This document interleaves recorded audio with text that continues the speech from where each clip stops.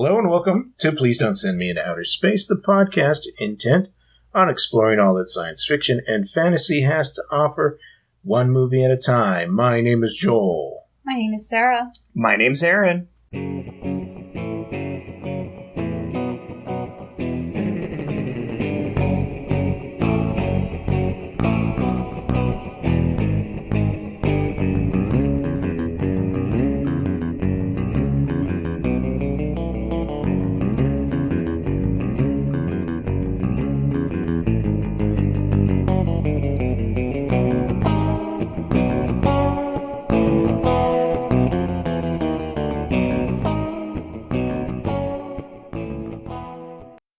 The movie this week is The Machine That Kills Bad People from 1952, directed by Roberto Rossellini and starring Gennaro Pisano, Marilyn Buford, William Tubbs. There's a couple of different Tubbs in here, and then I think about it.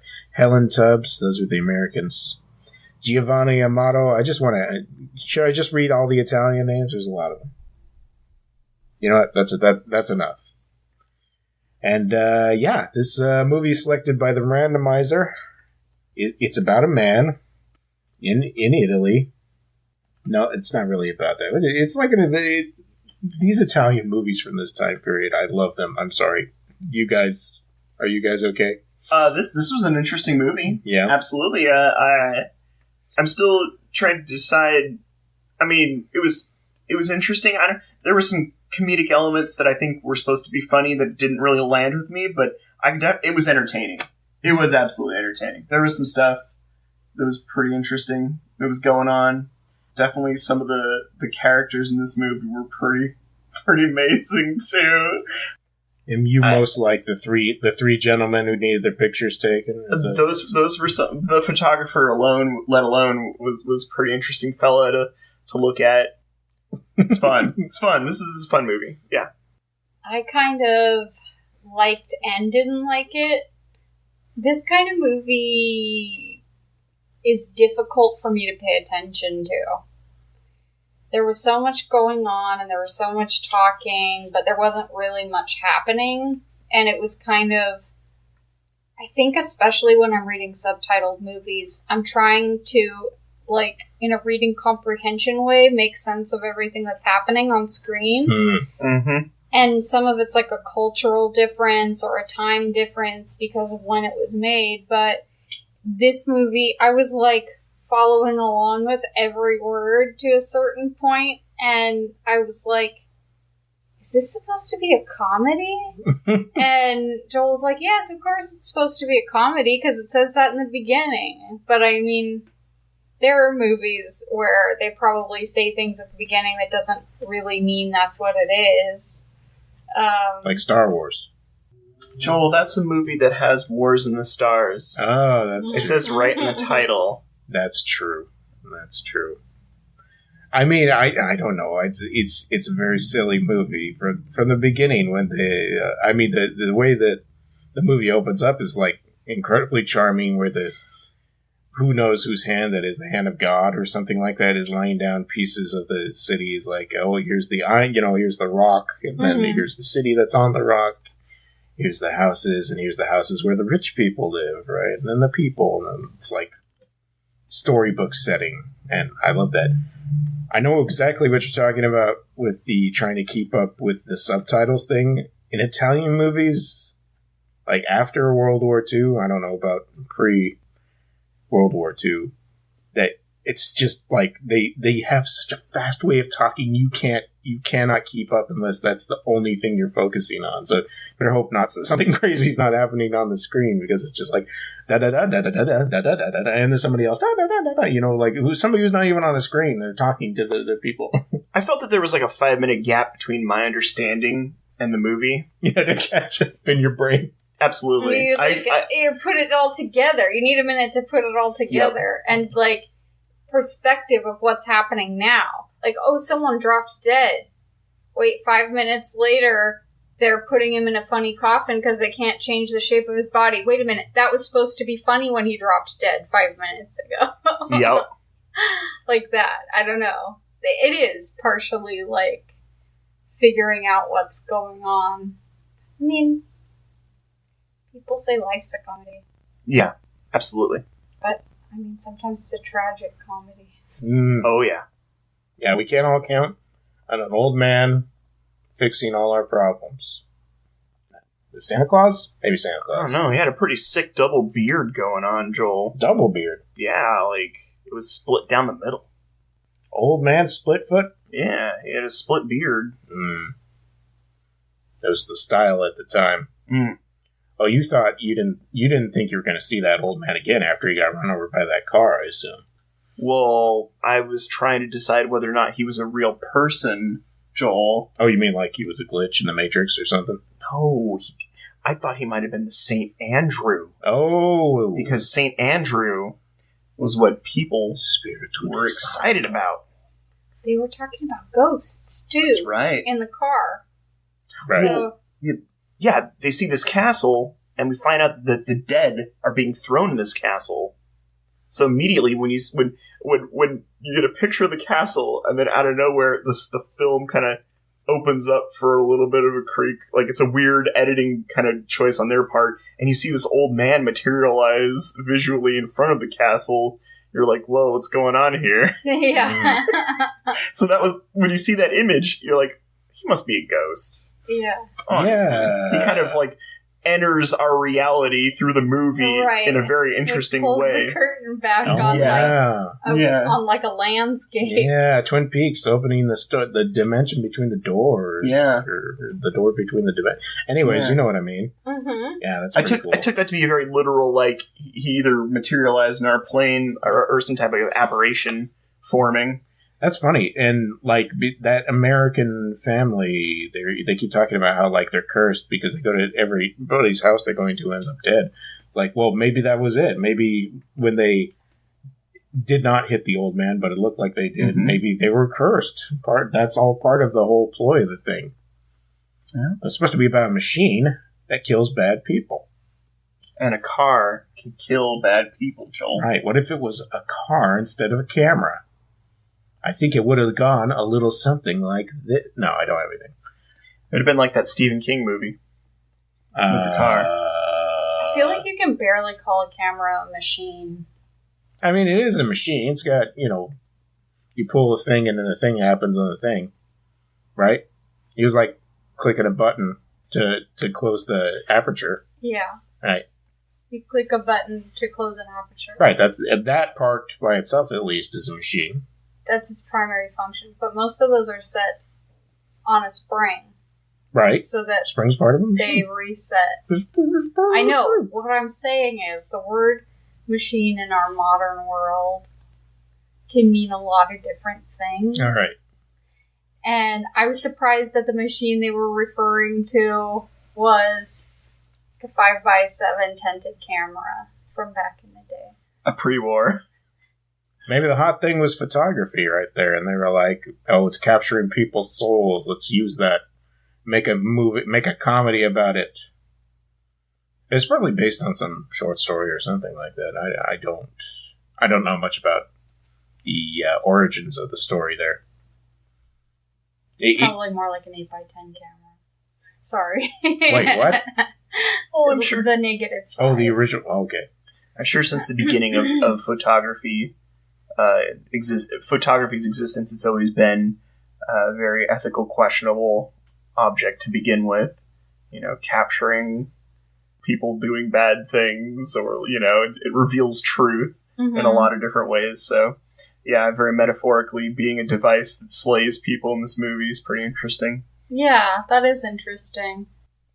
Like that's like a modern. I feel like it's a modern take of an idea. That of like somebody like, oh, if you paint a picture of somebody, dying a horrible way, it'll come true or something like that. It's like, well, people wouldn't do a painting nowadays. They take a picture with a camera, right? All right. Well, the painting of Dorian Gray, right? Right. The whole idea. Somebody should remake this movie, but it should be all about selfies. The people who end up in the background of your selfie die. Final Destination Has that selfie. movie already been done? Probably. It sounds like it. I haven't been paying attention. Me neither. I don't think there is a movie just with the word selfie in it yet. Oh, man, selfie, but it's a horror movie. Yep. Hasn't happened yet. Nobody steal that idea. Well, it's out there. There you go, You Internet. can have it for $750,000. We have a Ko-Fi. Yeah, if you want that money, put $750,000 in a Ko-Fi. ko-fi.com/PDSMiOS. Do it today.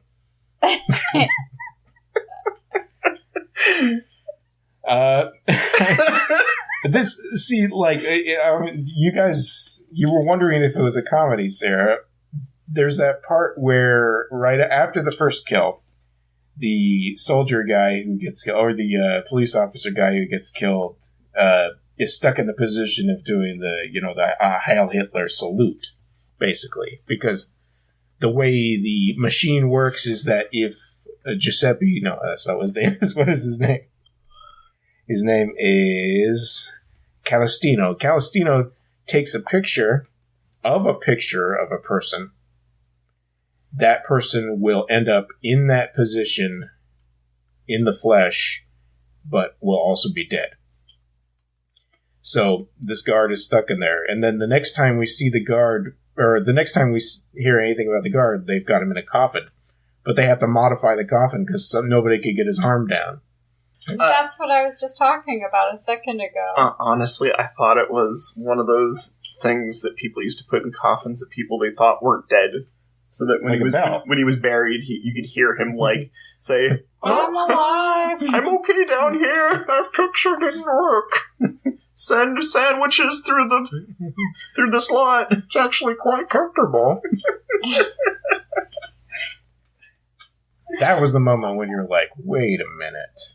The first moment that I was like, wait a minute, is this a comedy? Was when those boys were trying to sneak in to see that girl. Oh, that American girl. Uh-huh. The American girl. When they go into the photographers, they need you down at the dock. It's an emergency. Like, oh, okay, I run down there. Like, okay, I'm here. What's wrong, guys? Like, see the girl? She's down on the beach. Go get your camera. We want a picture. No, you perverts. And everyone's mad at him. That was another goober. They followed him back into the thing, see? Yeah, that's true. Mm-hmm. I do like them goobers in this movie. Yep. Yeah, there were a bunch of weirdos, just kind of... I don't know what to say. They were kind of like jeering all the time. What do you define jeering? I gotta hear it. They're kind of like giving him a hard time, or giving the ladies a hard time, or talking about the money, the lady that has their money, and it's like everybody's complaining and kind of like, making a lot of noise about it. You gotta love that lady, Donna Amicha, or whatever her name is, with her, like, he owes me money, that person owes me money, if they ever get any money, they're all dead. This movie definitely focuses on the division of the haves and the have-nots. Oh, yeah. That's actually something that is kind of very interesting about this movie, is the entire social, economic spectrum of the town, and kind of how you can see all the different variations of that, where people are at in their station, I guess you could say. Yeah. Yeah. Yeah, it's got a message about economic policy and the difference between the classes and distribution of money, and it also kind of settles on a message of, like, you can't really punish people because you think they're guilty. It's always more complicated than that. Yeah, right. Absolutely. Initially, I feel like the setup with the old man was he's a saint, or at least that's what this guy assumes. Me too. That he's a saint. And we were watching it, we assumed that. And the setup is, okay, it's your job to find the bad people and take a picture of them so that you can make this place better by getting rid of them. And he kind of, without really any pause, just starts doing that straight away. Yeah. He's like, okay, well, there's a couple guys I already hate. Like, let's do them first. Like, without really finding out if they were good or bad people. And then he started hearing hearsay from other people. Oh, that person, they're going to do this. oh, better take a picture of them, like, without even really checking it out. I mean, he does have, like, the first guy who gets killed, like, he gets egged on by the guy with the double-bearded man. And it's like, I'm not exactly sure that guy deserved to die for, just being a nuisance to everybody in the town, for stealing his wife or his girlfriend or whatever. And then he kills that poor innocent donkey, because he has to test he doesn't know if it was real or not. It might have been a dream. And the next person he kills after that is one of the two guys who's trying to steal. First he accidentally maims Donna Amici or whatever her name is, which is funny, right? He used a piece of paper with holes in it, right? Because to take a picture. He's trying to tell everybody in the town that he can do this, and he doesn't know what to do about the situation. And Donna's like, everybody owes me money, so you better build a memorial to my dead husband. That's the only way you're going to be able to pay me back. And yeah, he put a piece of paper, and he smacks himself in the head. Like, oh! Yeah. It kind of reminded me of a Woody Allen movie, which I know is heavily influenced by, like, Fellini. Yeah. I don't really know Fellini movies, but I know this guy was probably kind of Fellini influenced too. I don't know for sure, but they're Italian films. Well, Robert Rossellini is a pretty famous director on his own. They were all doing that kind of stuff like that. He did Paisan, Europe 51, Germany Year Zero. He was doing, Italian neorealism stuff. Mm-hmm. So he had a bunch of stuff under his belt, and like I said, I think they were all influence each other. I'm sure Woody Allen saw a bunch of his movies too. Oh yeah. So I don't know who influenced who, but if it reminds me of a Woody Allen movie, and I know Woody Allen, learned from Fellini and other stuff, maybe this guy directly influenced Woody Allen, and that's what it's reminding me of. Aaron, what do you think about this movie? Wait, no. Tell me the plot. No. Wait. All right. Synopsis of the plot. All right. Americans drive into town. They hit an old man, but they don't hit the old man. Enter a photographer who is trying to enjoy a parade about the St. Andrew, but the policeman says he doesn't like him because of an old love spat. So he gets frustrated and goes home, finds that old man there. That old man looks at him and says, hey, guess what? You can kill people with your camera now. And then he goes, what? Yeah. What do you mean? Why? It takes him quite a while to catch on to the situation that's going on. So he kills that policeman with his camera.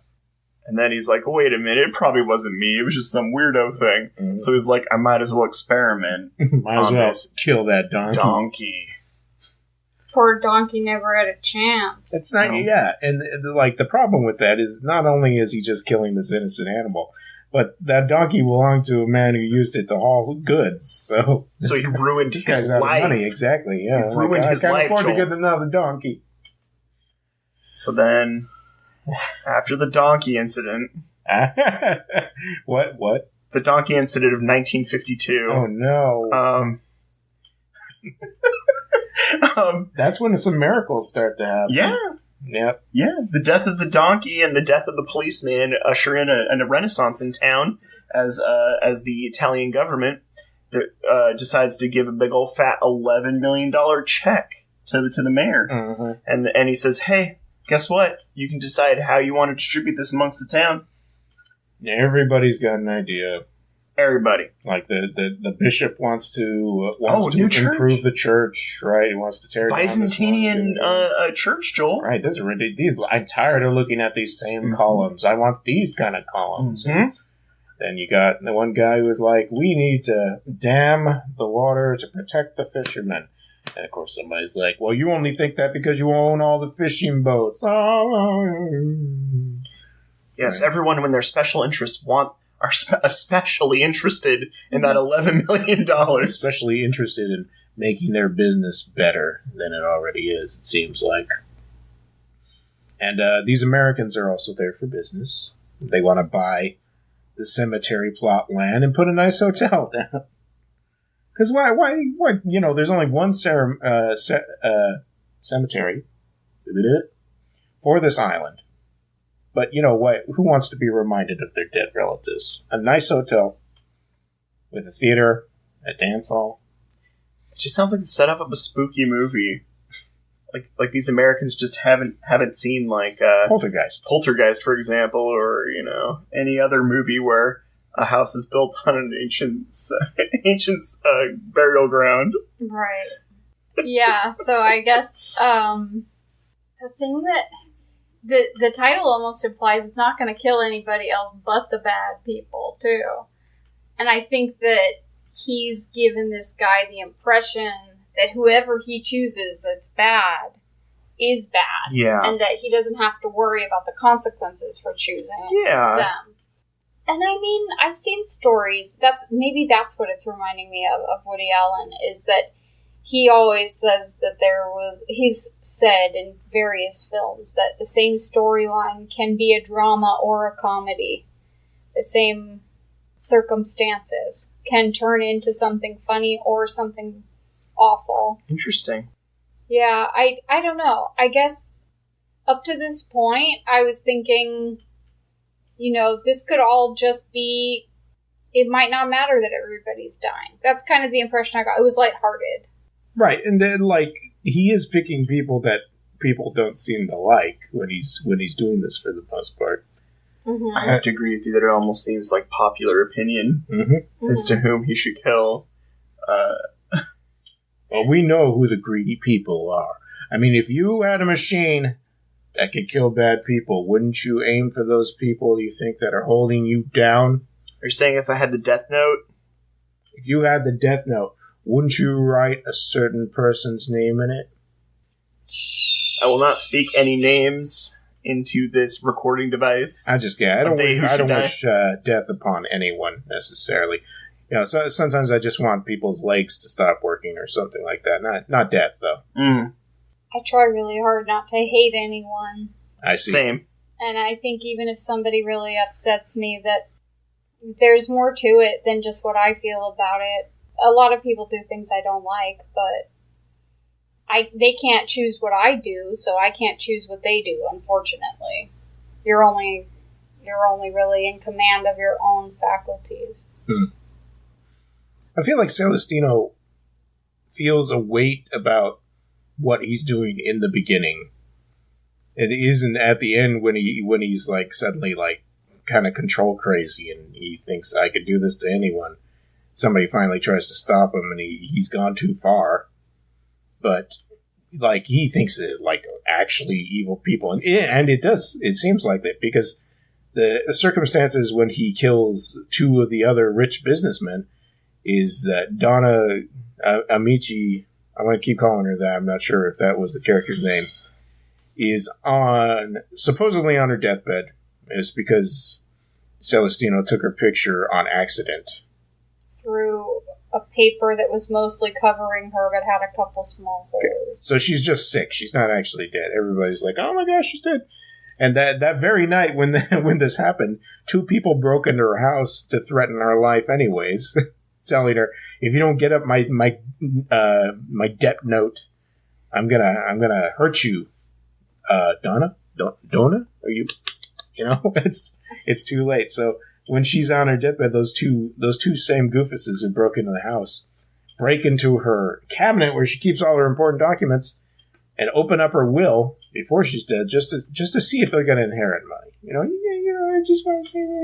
We just want to see if the money's going to for me. Yeah. And it turns out this selfish piece of crap is leaving all of her fortune to the three poorest people in the city. And so they take the will. He kind of partially crumples it up, puts it in his pocket, and walks out. I'd say that's pretty evil. That is pretty evil. What is? Everything I just described. No. That she's going to leave her money to the poor? Yes, that's it. No. The man's actions of that he wants taking to the will. destroy it. Yeah. Yes. instead of allowing the wealth to go to someone who might benefit from it, he would prefer to try to benefit from it himself or cause chaos.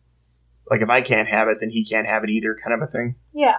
No, I agree. That is selfish. A bad move.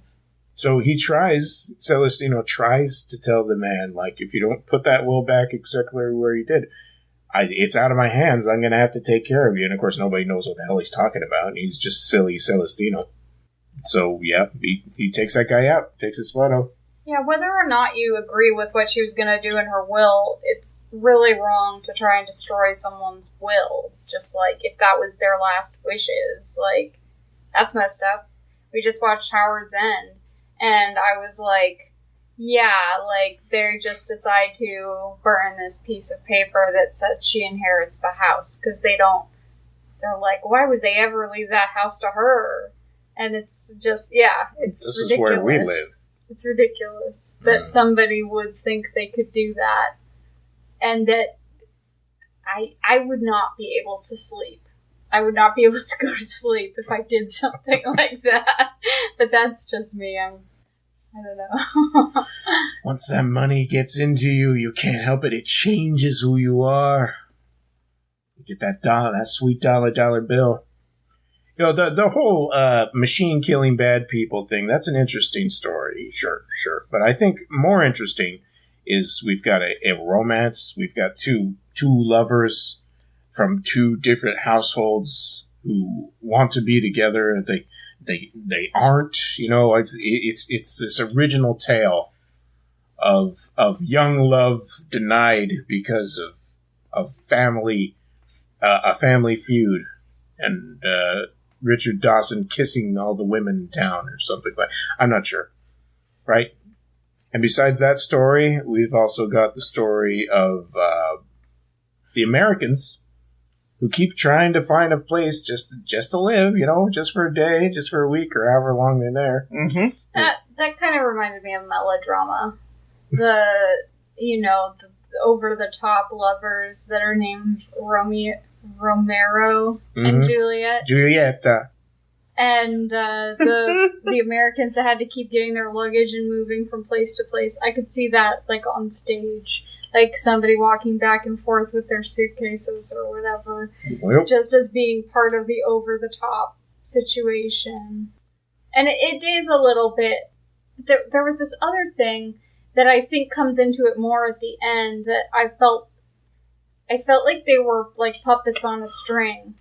And I think that's when the hand comes down in the beginning. It's kind of saying that, like, either fate or God or whatever puts these things in your life, or it's a game, or whatever you want to say it is. But it felt sort of like when he gets the camera, I don't know, it reminded me of like old Greek mythology and stuff. Like, the gods give you something, and they have, like, you know, they go through moods where they get upset with you and stuff. Yeah. And yeah. And then I remembered, like, Narcissus and the mirror, the water. Mm-hmm. And I was like, I wonder if he's going to take a picture of himself at the end. Spoiler. Yeah. Spoiler alert to this very old movie. He contemplates taking a picture of himself at the end. He's ready to do it. He's ready to burn the whole town down. Mm-hmm. He doesn't care anymore at the end. You know, he's gone too far, finally. There's a lot of... there's at least two different scenes where people use large hooped metal things that look like... I don't know if they're keys, but they look like the heaviest key I've ever seen to assault people in the head. I think they're those things that people used to use back in the day. They were like a little leather pouch with something heavy in them that you could, like, whack people with. Oh. Like It's got a circular thing. I don't know. Like a billy club kind of thing? Or like a cop using a heavy thing inside a bag to whack people with? I think I saw more organized crime guys doing it, honestly. Oh, you like it like a blackjack, you mean? Like bam. Yeah. Like bam. Like bam. Like bam. Knock your lights out, Joel. Aaron, what'd you think about this scheme to check out that American girl? Well, gotta say, their plan, though flawed, definitely got results. I mean, yes, They got some results. You cannot dispute that. They got some results. They got some results. Well, it doesn't. I don't understand. There's like 6 guys. It was 3. No, there were 3 made it over the fence, but originally there were 6 guys. Oh, there were 6 guys. Because 3 of them had instruments, and they're like, keep playing the instrument. Like, I don't know if they were like trying to cover up the sound of them shuffling around something like Got that. it. I was like, what? Why are these guys playing the This is quite the operation, Joel. Yeah, so they hop over the stone wall. Like, oh, is that a window? No, that's a window, you idiot. Right? I thought it was going to be Juliet's window. No, they don't care about that. They want the fresh fish. No, I thought it was going to be Romeo. Oh, yeah, exactly. Yep. Continue that story? No, wait. No, it's just some dudes that are trying to see her in her underwear or whatever, and then they're in the shadows, hiding, looking at her, and then one of them calls out, like, does like a whistle or something. Yep. It's like, you just blew your cover, guys, if you're trying to hide and get she away doesn't with notice. this. She's on a different planet. You can't sneak and catcall at the same time. I'm going to put that out there, universe. Yeah. Worst ninja ever. Being Tom, who makes a lot of noise. But I guess that was supposed to be the comedy of the situation. Yeah. More than likely. That Omnicord, which is a Fellini movie you're watching, where the famous prostitute of the town is just walking through, men are just catcalling left and right. Like, what were they saying? There was something so ridiculous things. So funny, but oh man. Anyways, I can't remember, but it's like the Italian movies I've seen. Men are always like, "Oh, there's a lady. Oh, we gotta talk. Hey guys, let's go follow her around. There's nothing creepy about this. Oh, Bella, you know." I know. Anything like that. Yeah. Milena is the worst because it gets really serious. But yeah, there's that in that movie too. God created woman. That's going on there too. Yeah. Yeah, so she gets she takes off the thing and we see, she's in her underwear, and then she goes off screen, comes back, she's in her nightgown. Ooh, going to bed, huh? Well, I don't think we've seen enough of her yet. So what are you gonna do, Aaron? Well, that's why you always carry a small trap with the world's tiniest mouse in that trap. Adorable. It was super cute, little mouse. Because you know what? That girl in her nightie up in that their room is probably afraid of that tiny mouse. Well, it's traditionally known that women hate mice. Oh. Mm-hmm. And they will jump on their bed. And the good thing about this ploy is they get a 2-for-1. Not only is the young American girl in, the older American woman comes in. She gets on that bed too. Woo! Woo! What did that guy say to this girl? He was like, "You're a diamond mine." Yeah. Yes. That would be the catcalling incident earlier in the film when she was smiling, walking in her towel. Yeah. I think to the beach. That's another. That's another diamond mine. Another Italian trope in these movies where all the men are like, "Oh yeah, oh look at that lovely thing that's going by," and then you see the other side with the women be like, "Look at that tramp! She's just walking around in a bathing suit. My God! Yeah, get out of here, you slut!" It almost seems like they don't mean it when they say it. So it's kind of annoying that it's harassing to the girls, but they also don't even really mean it because they say it to everybody who walks by. Yeah, exactly it. It's like, what the hell are you even doing? This is a waste of time. I don't know. It just has to be done. So, yes, our young photographer friend, he's not that young.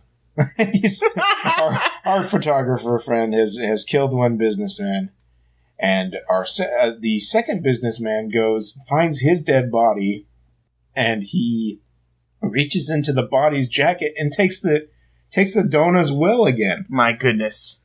Like, you can't stop it, and the photographer is chasing him down. Like, you can't take that. Like, I'm going to give you until noon tomorrow if you don't return it. I'm not responsible for what happens. And he, of course, doesn't think anything of it. Doesn't return the will. Keeps going like that. Got another stiff on him. making a signal with his hand. Mm-hmm. Lots of hand action going on here. I believe he was throwing like some sort of hex sign. Yeah. He was Oh, like, the sign of the evil eye? Yeah. It was like hang 10. Throwing them devil's horns at our photographer. I don't know what it means, but I was like, he's making a gesture of some kind. That's not no response.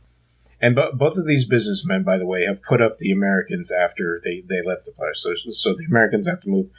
Lots of complaining about steps. Not just the Americans. Even the people that live in this village hate these steps. So maybe that's where they need to spend the 11 million lira. Put in some escalators. No? You guys don't agree? Come on, escalators. Something. The town seems like it's very difficult to get around. Oh, man. Maybe they just need to get more donkeys. Yeah. See? Just everyone gets a donkey. Donkeys. Yeah. It's like Oprah, everybody gets a donkey. Can a donkey go down the stairs? Yeah, donkeys are awesome, dude. I mean, camels can't go downstairs. They can go down. But donkeys are cooler than camels. Oh, whoa. I'm going to throw that gauntlet right here. Whoa. What about mule? Mules are pretty cool, too. Okay. So, two old people are dead. Yep.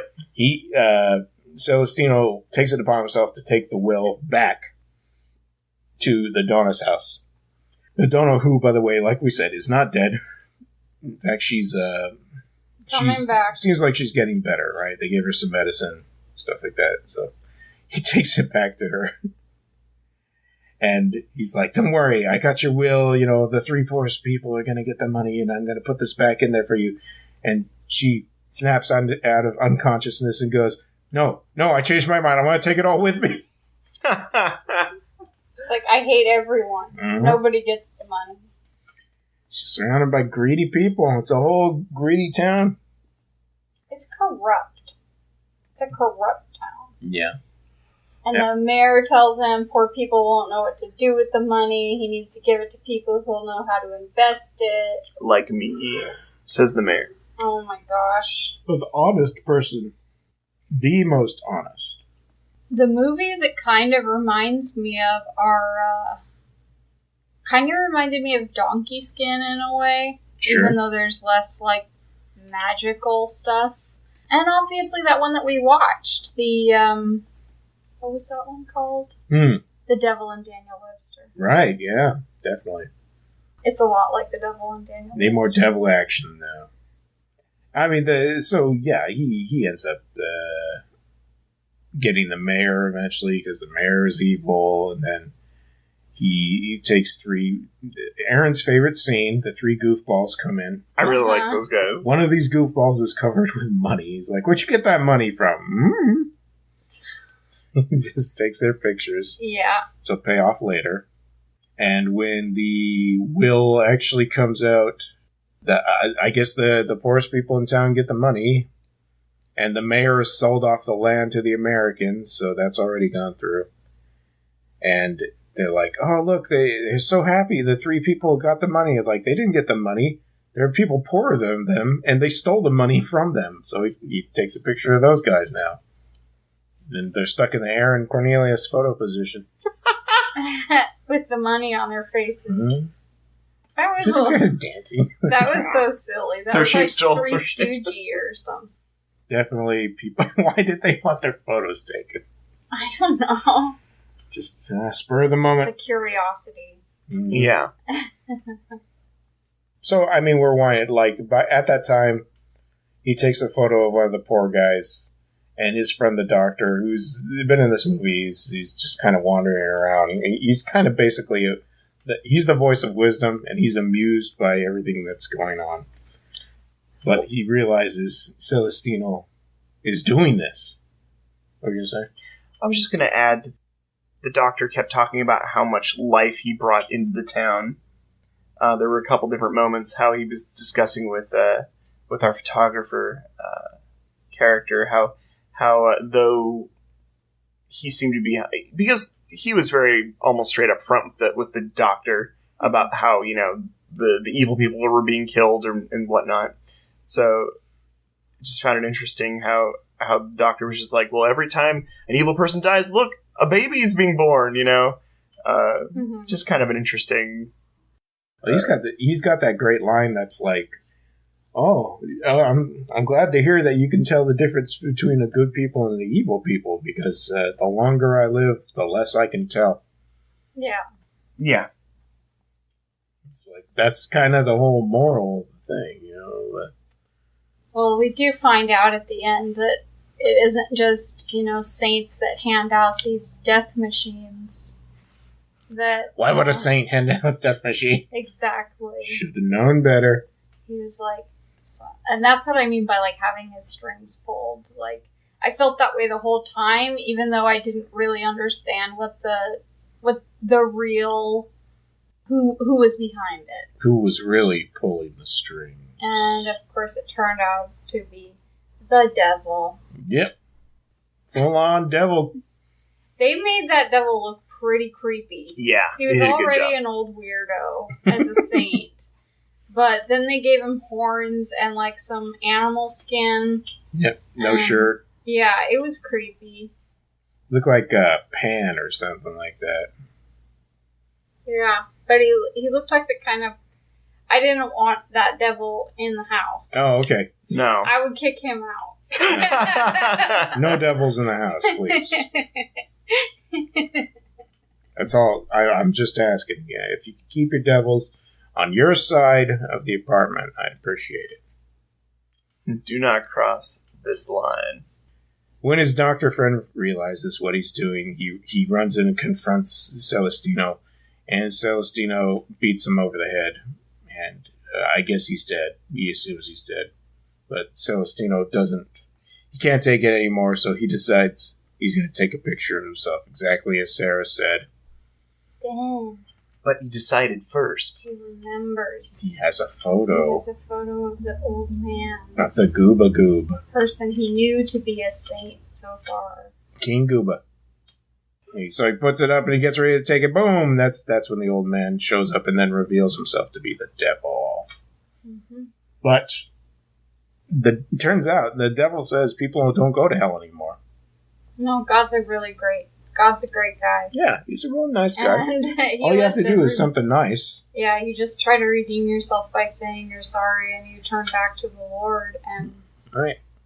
And Celestino's like, well, can you bring back all the people I killed? He's like, well, I'm a demon with a certain amount of power, so yeah, this is within my power, but they're going to be mad at me when I go back to hell. It's like, well, you don't have to go back to hell. Cool. And he teaches him how to cross himself. Poof! Turns back into... Is he the same old man, or is he a slightly better old man? I don't know. That's to be determined. All we do know is that he is no longer a demon. All right. I think he's mortal, and he's going to go to heaven now, thanks to the sign of the cross. Which only is 110,000 years old. Yeah, it was like 111,600 and something. He's an old person, and when he is no longer a demon, all those people who had died come back, including the donkey. You hear the donkey off screen, No, and that's a happy ending. That was a terrible donkey sound, but but Joel, that was perfect. I don't get paid the big bucks. What if someone paid you to make donkey noises? Where did you come up with that? Like on the weekends, or no, just like someone was like, "I'll PayPal you like $2,000." Man, I'll make donkey noises all you like.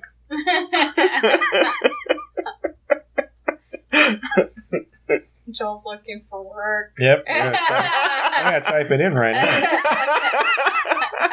I saw my mom earlier today. She was like, "Get another job." I was like, "Okay." As a donkey sound effect person. Yeah, gotcha. Why not? Mm-hmm.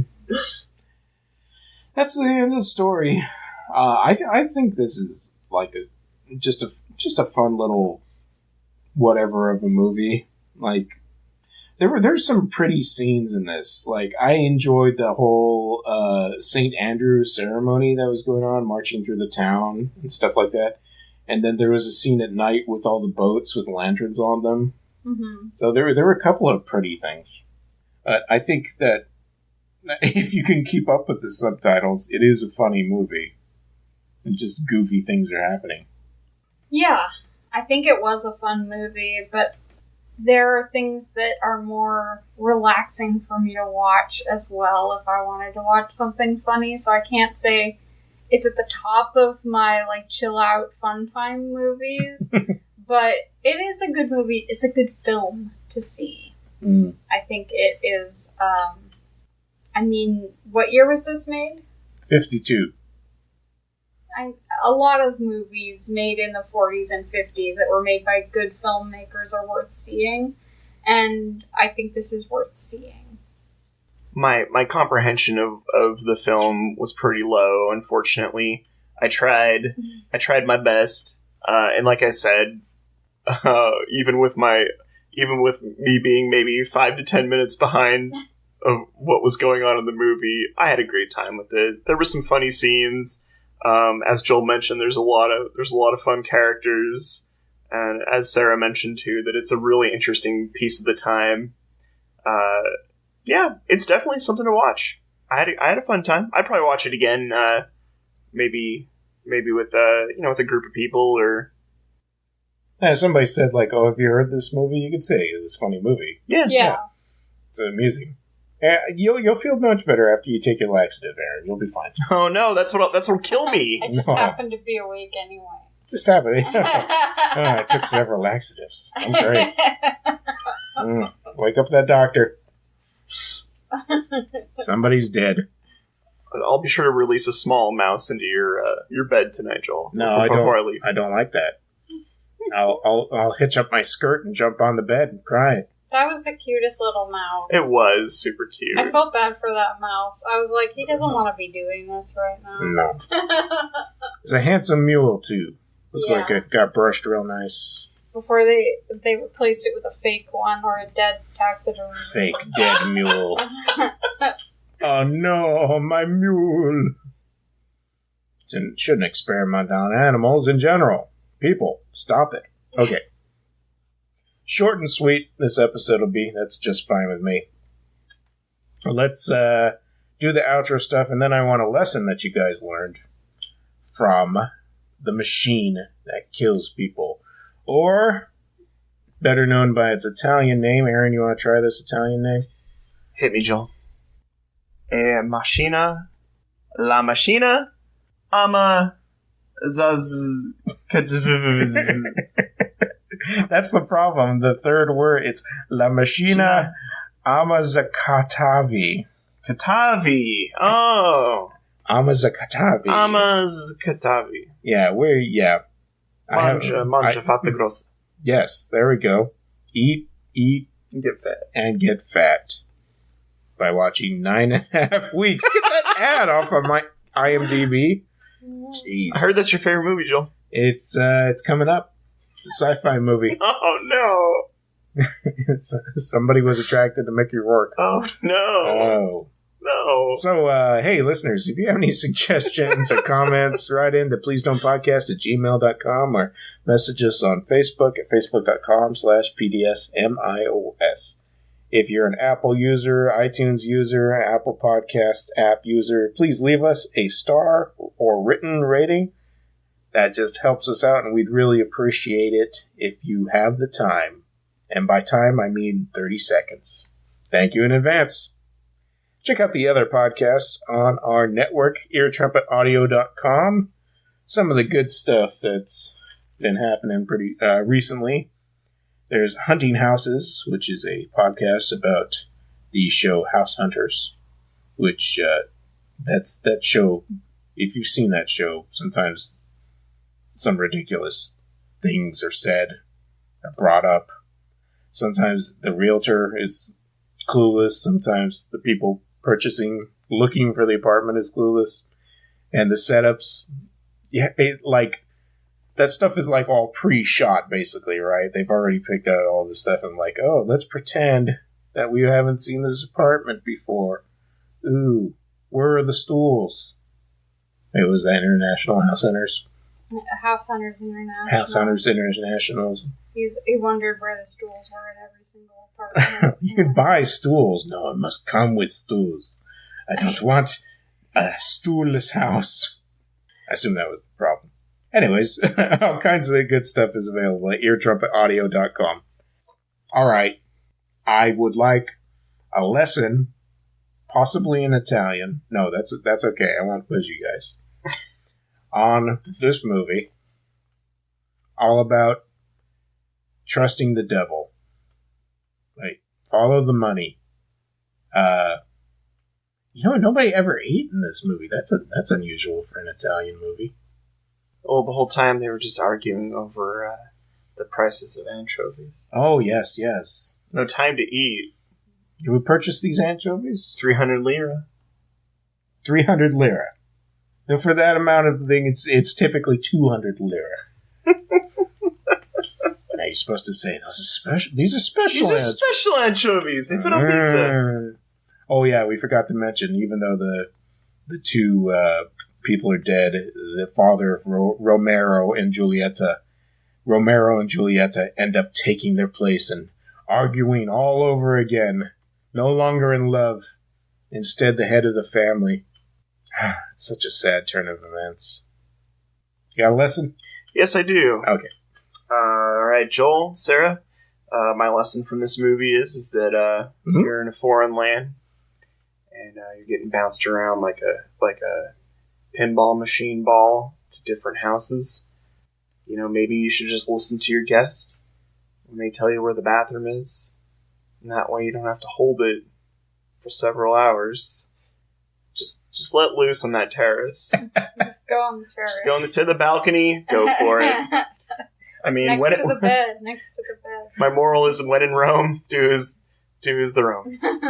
I mean, did they have bedpans or something like that? I think you just told him to let loose. Something, I don't know. I think you were just telling him to let loose. Just pee right next to the bed. Hang it off the terrace. Yeah. I don't care. Pee down on those poor people. Out the window, dog. As long as you aim it away from me, I don't care. And that's what I learned from this movie. A good lesson. Okay. Wait. Sorry. What about all those laxatives? I don't think I like this country anymore. I don't. Okay, never mind.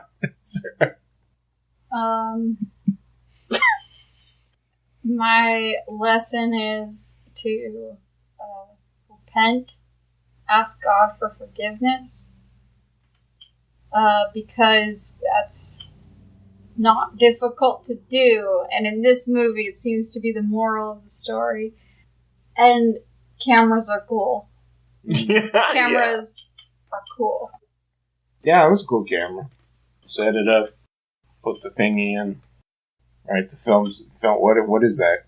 Holding the film? It's a cassette that holds the film in place, and then it usually is double-sided. You put one side in, and then you lift up a piece of board that's in front of the film and expose it briefly by hitting the shutter. Right. And the shutter opens based on how the aperture is, and then just briefly closes after it's been exposed, and then you put that back down on it. So as not to expose it to more light. And then you usually flip. There's a little thing on top so you know which side you've already exposed. If you're going to use the other side. If it was a dual-sided one. I see. It could have just been one. Right, they couldn't afford two sides in Italy at the time. I mean, they used to do that with glass, too, but this was we saw him hanging up the negatives. They were really large, like a piece of paper. Yeah. So he had to develop all the negatives that were very large. Yep. And then he had to do the prints, too.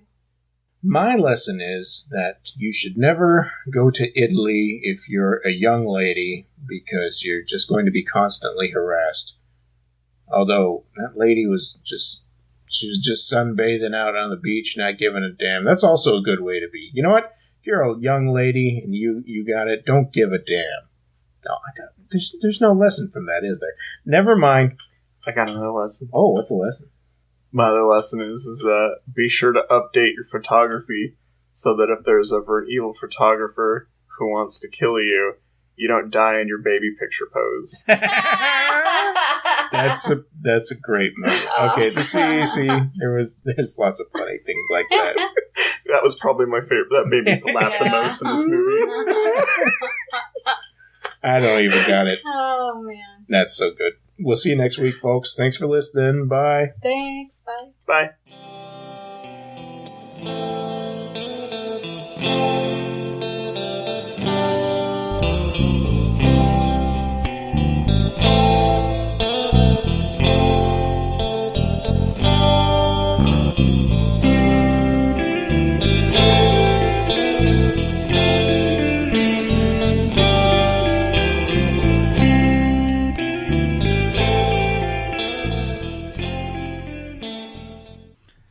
EarTrumpetAudio.com. Ideas and entertainment. Loud and clear.